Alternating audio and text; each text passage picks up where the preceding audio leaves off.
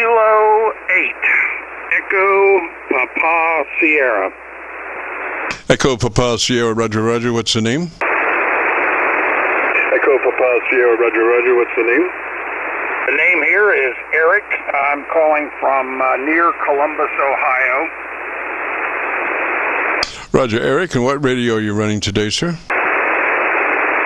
Roger, Eric. And what radio are you running today, sir? We are on the Kenwood TS-890. Is that an older radio? Is that an older radio? It's about, I think they've been building it for 6 or 7 years, something like that. Maybe a year longer, but yeah, it was being manufactured originally, I think, in 2018. So it's one of the, I guess, our second best radio today. Roger, Roger. So what we're looking for is on that transmit bandwidth, we want that to be 100 to 2900. That will allow your transmitter to be all that it can be frequency response-wise, and then give you just a slice of daylight before you're into somebody else's conversation. So the transmit bandwidth we're looking for is 100 to 2900. Roger?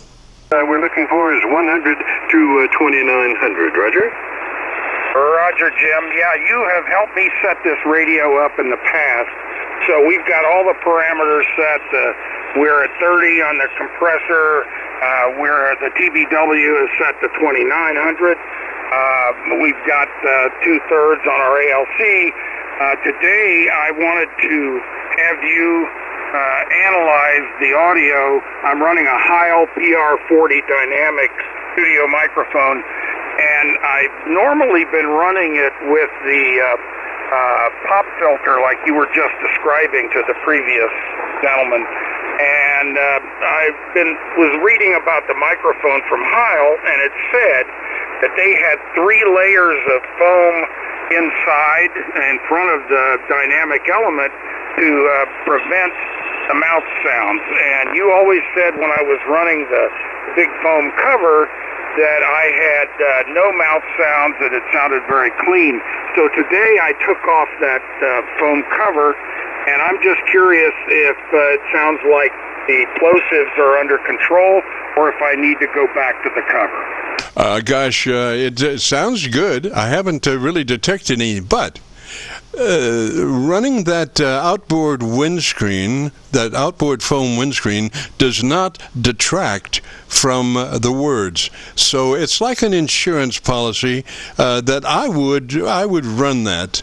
I definitely would run that because, like I say, when a person speaks, there are more things going on than just what you're hearing. The words, there are all kinds of wind turbulences that many times exceed the level of the word, and the microphone has to choose between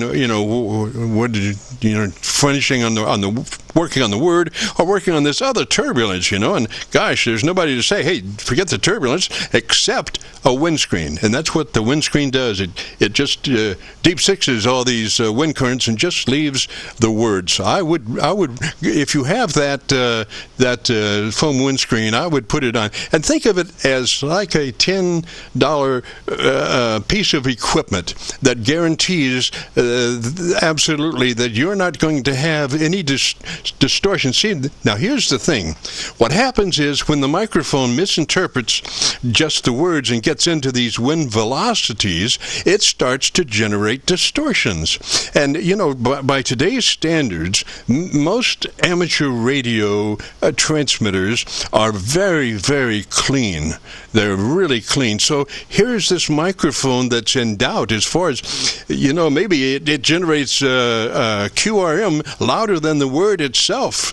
and you don't want that. So for $5 or $10, you can get this filter, that magic filter that just eliminates all that, maybe 60% of distortion that's there.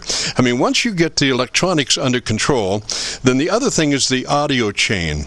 And like I say, a microphone can be subject to misinterpreting some of those air pressures if it's not running a foam windscreen. Roger, Roger? One of those air pressures, if it's not running a foam windscreen. Roger, Roger? Roger, Jim. I slipped the Heil foam cover back over the microphone, and everything else is the same. I'm running close, just a little bit less on the ALC, but everything else seems to be the same. So one other thing I did from our original, I should say, setup with all the equalizer and everything is I have backed off of this microphone by 2 inches because I really don't want to get a whole bunch of bass in there from the proximity effect.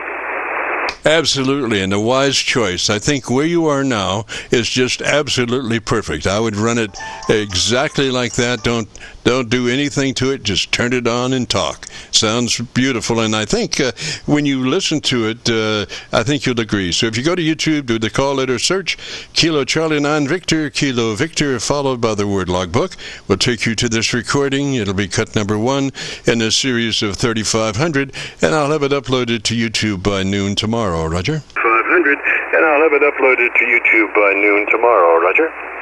Roger, Jim. I've done that in the past, and it really has helped me understand.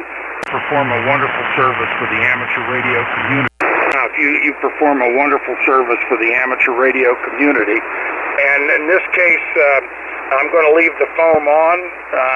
I am pleased that you weren't hearing any mouth noises, just with the standard Heil filtering inside, but that just tells me it's a good microphone. But I will run it with the pop filter, and I'm going to stay back 2 inches because I think when I looked at my audio waveform, I kind of liked it. It wasn't seeing any bass boost on it.